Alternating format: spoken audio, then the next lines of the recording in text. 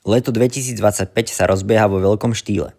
Top prestupy, prekvapivé rokovania aj nečakané odchody. Futbalový svet opäť ožíva. V dnešnom videu sa pozrieme na horúce novinky z Premier League, Bundesligy aj prestupové bomby z Južnej Ameriky. Poďme rovno na to.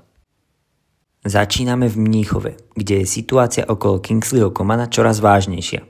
Podľa viacerých zdrojov je až 90% pravdepodobnosť, že francúzsky krídelník opustí Bayern už toto leto. Obe strany hľadajú aktívne riešenie. Coman chce nový impuls, Bayern chce upratať platovú štruktúru a pripraviť miesto pre mladšiu krv.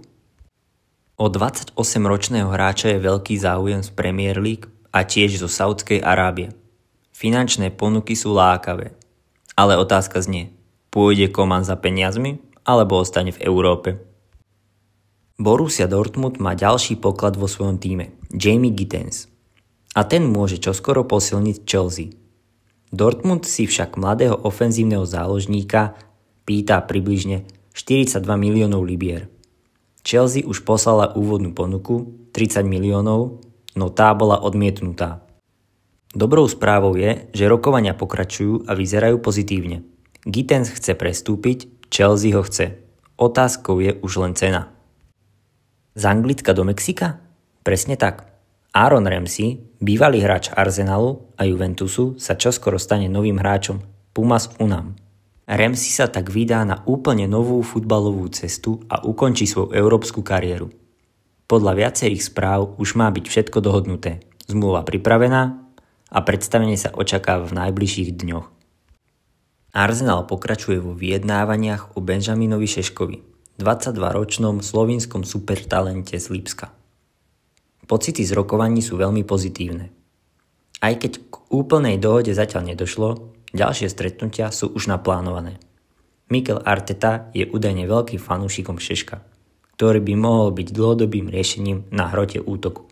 Lipsko však požaduje sumu medzi 80 až 100 miliónmi eur. Príde oficiálna ponuka už čoskoro? Šokujúca správa z talianskej reprezentácie. Luciano Spalletti rezignoval na post hlavného trénera Talianska s okamžitou platnosťou. Dôvody zatiaľ nie sú úplne jasné, no hovorí sa o nesúlade s vedením a osobných dôvodov. Po triumfe s Neapolom a krátkej, no intenzívnej práci s nároďákom ide o veľkú stratu pre taliansky futbal. Oficiálne potvrdené, Jude Bellingham, mladší brat Judeho, prestupuje do Borussia Dortmund. Suma?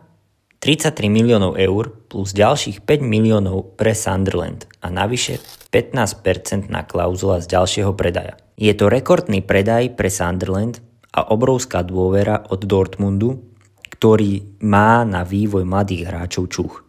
Po odmietnutí pôvodnej ponuky vo výške 20 miliónov eur je to veľký deal pre obe strany. Real Madrid opäť ukazuje, že myslí aj na budúcnosť. Franco Mastantuono, argentínsky top talent z River Plate, prestupuje do Madridu. Zmluva je podpísaná na 6 rokov, celková odmena je 45 miliónov dolárov v splátkach. Argentínsky klub požaduje, aby Franco odohral ešte majstrovstvá sveta klubov a následne v auguste odišiel. Madrid tak získava ďalšiu budúcu hviezdu vo svojej novej generácii po Bellinghamovi, Endrickovi či Arda Gülerovi. Letné prestupy sa rozbiehajú naplno a toto je len začiatok. Coman na odchode, Šeško na spadnutie, Bellingham v Dortmunde, Mastantuono v Madride. Ktorý prestup ťa zaujal najviac? A koho by si rád videl vo svojom obľúbenom klube?